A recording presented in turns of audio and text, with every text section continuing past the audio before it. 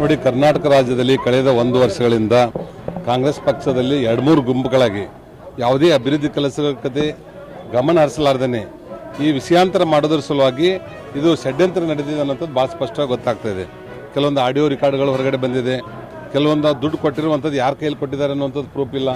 ಇದು ಎಲ್ಲ ಕಡೆ ತಮ್ಮ ಮೇಲೆ ಬಂದಿರುವಂಥ ಭ್ರಷ್ಟಾಚಾರದ ಆರೋಪವನ್ನು BJP ಮೇಲೆ ಹಾಕುವಂಥ ಮತ್ತು ಪ್ರಾಮಾಣಿಕವಾಗಿರುವಂಥ ಡಾಕ್ಟರ್ ಚಂದ್ರು ಲಮಾಣಿ ಅವ್ರ ಮೇಲೆ ಇದನ್ನು ಹಾಕುವಂಥ ಷಡ್ಯಂತ್ರ ಇದು ನಡೆದಿದೆ. ನಾಳೆ ಅದನ್ನು ಎನ್ಕ್ವೈರಿ ಮಾಡಿ ಅದು ಸತ್ಯಾಸತ್ಯತೆ ಅದು ಗೊತ್ತಾಗ್ತದೆ.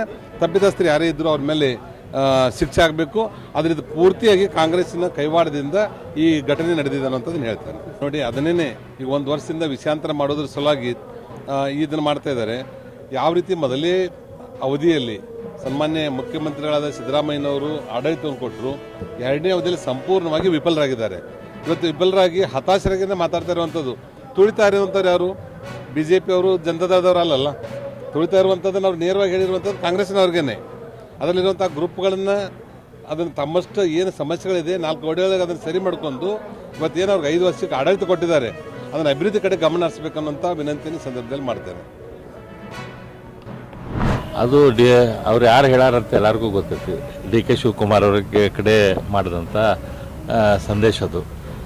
ಅವ್ರ ಪಕ್ಷದಲ್ಲಿ ನಡೆದಿರುವಂಥ ಒಳ ಜಗಳ, ಕುರ್ಚಿ ಜಗಳ, ಇದು ನಡು ಪೂರ್ತಿ ರಾಜ್ಯ ಸರ್ಕಾರ ಬಡತನ ಆಗಿತ್ತು. ಇದು ಎಲ್ಲರಿಗೂ ಗೊತ್ತಿರುವಂಥ ವಿಷಯ. ಹಾಗಾಗಿ ಎಲ್ಲಿ ತನಕ ಈ ಕುರ್ಚಿ ಜಗಳ ಮುಗಿಯೋದಿಲ್ಲ, ಅಲ್ಲಿ ತನಕ ಈ ರಾಜ್ಯದ ಪರಿಸ್ಥಿತಿ ಇದೇ ರೀತಿಯೇ ಇರ್ತದೆ. ನೋಡಿರಿ, ಸಾರ್ವಜನಿಕ ಜೀವನದಲ್ಲಿದ್ದವರು ಪ್ರಶ್ನಾತೀತವಾಗಿರಬೇಕು. ಅವ್ರದ್ದು ನೈತಿಕವಾಗಿ ಅವ್ರ ನೈತಿಕತೆ ಉತ್ತಮವಾಗಿರಬೇಕು. ಇವತ್ತು ಶಿರಷ್ಟಿ ಶಾಸಕರದ್ದು ಏನು ಆಗೈತಿ ವಿಷಯ, ಇದರಿಂದನೂ ವಿಡಿಯೋಗಳು ಬರ್ತಿದ್ದಾವೆ, ಆಡಿಯೋ ಕ್ಲಿಪ್ ಬರ್ತಾಯಿದೆ.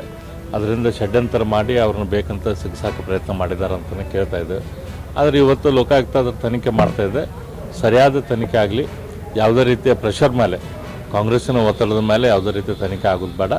ನಿಜವಾದ ತನಿಖೆ ಆಗಲಿ, ಯಾರು ತಪ್ಪಿತಸ್ಥರು ಇದ್ದರೆ ಅವ್ರಿಗೆ ಶಿಕ್ಷೆ ಆಗಲಿ, ಯಾರು ತಪ್ಪಿತಸ್ಥರು ಇರಲಿಲ್ಲ ಅಂತಂದ್ರೆ ಅವ್ರನ್ನ ದೋಷ ಮುಕ್ತ ಮಾಡಲಿ.